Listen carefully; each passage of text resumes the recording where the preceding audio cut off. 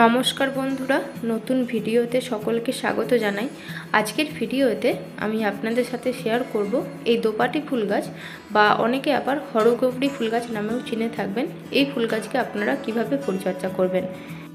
এই আগস্ট মাসে এই গাছ আপনারা আপনাদের বাগানে অবশ্যই বসাবেন।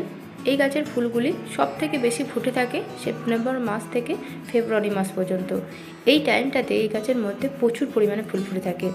নার্সারিতে আপনারা এই টাইমে এই গাছের চারা খুব সহজেই পেয়ে যাবেন বা বীজ থেকে আপনারা এই গাছের চারাগুলিকে খুব সহজেই বসাতে পারবেন। এই ফুল গাছেরও নানান ফুলের কালার হয়ে থাকে। এই গাছগুলি পরিচর্যা করা খুবই সহজ। অল্প পরিচর্যা করলেই এই গাছগুলি থেকে আপনারা প্রচুর পরিমাণে ফুল পাবেন। এই গাছগুলিকে আপনারা কিভাবে পরিচর্যা করলে পরবর্তীকালে গাছগুলি থেকে প্রচুর পরিমাণে ফুল পাবেন, আজকের এই ভিডিওতে আমি আপনাদের সাথে শেয়ার করব।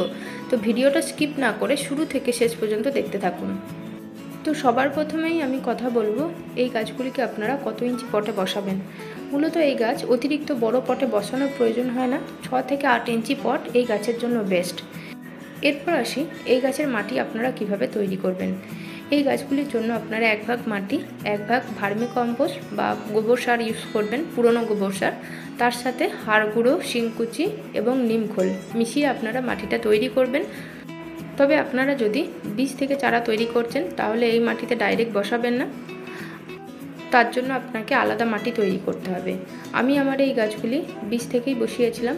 একটা ছোট জায়গাতে আমি এই চারাগুলিকে ফেলেছিলাম এবং সেখান থেকে একটু বড় করে নেওয়ার পর আমি এই চারাগুলি আমার 8 ইঞ্চি পটে বসিয়ে দিয়েছি। আর দেখুন খুব ভালোভাবে গাছগুলি গ্রো করছে এবং খুব দ্রুত বাড়ছে। এই টাইমে এই গাছগুলিকে যদি আপনারা অল্প স্বল্প সার দিয়ে দেন তাহলে এই গাছের গ্রোথ আরও ভালো হবে এবং গাছগুলি থেকে প্রচুর পরিমাণে ফুল পাবেন। সেপ্টেম্বরের শুরুতেই এই গাছগুলি থেকে আপনারা কিন্তু ফুল পেতে শুরু করবেন। তার জন্য এখানে আমি কিছু ঘরোয়া সারই ইউজ করব। এখন আমাদের এই সাইডে প্রচণ্ড পরিমাণে বৃষ্টি হচ্ছে, সেই কারণে গাছের সার দেওয়ার আগে আমি গাছের মধ্যে হলুদ দিয়ে দিলাম। এরপর আমি ঘরোয়া একটা সার দেব। এটা হচ্ছে চা পাতা, আপনাদের সকলের ঘরেই আছে। এই চা পাতা আপনারা গাছের মধ্যে অল্প অল্প করে দিয়ে দেবেন। দেখবেন গাছ খুব দ্রুত বাড়বে এবং গাছের বৃদ্ধি খুব ভালো হবে, গাছের মধ্যে প্রচুর পরিমাণে ফুল আসবে। এছাড়া এই গাছকে কিন্তু অতিরিক্ত পরিচর্যা করতে হবে না, খুব সহজেই এই গাছগুলি আপনারা আপনাদের বাগানে বসাতে পারবেন। তো আমার কাছে 3টে গাছ আছে এবং এই গাছগুলি খুব ভালোভাবে গ্রো করছে। তো বন্ধুরা, আজকের ভিডিও তাহলে এখানেই শেষ করছি। ভিডিওটা শুরু থেকে শেষ পর্যন্ত ধৈর্য ধরে দেখার জন্য আপনাকে অসংখ্য ধন্যবাদ।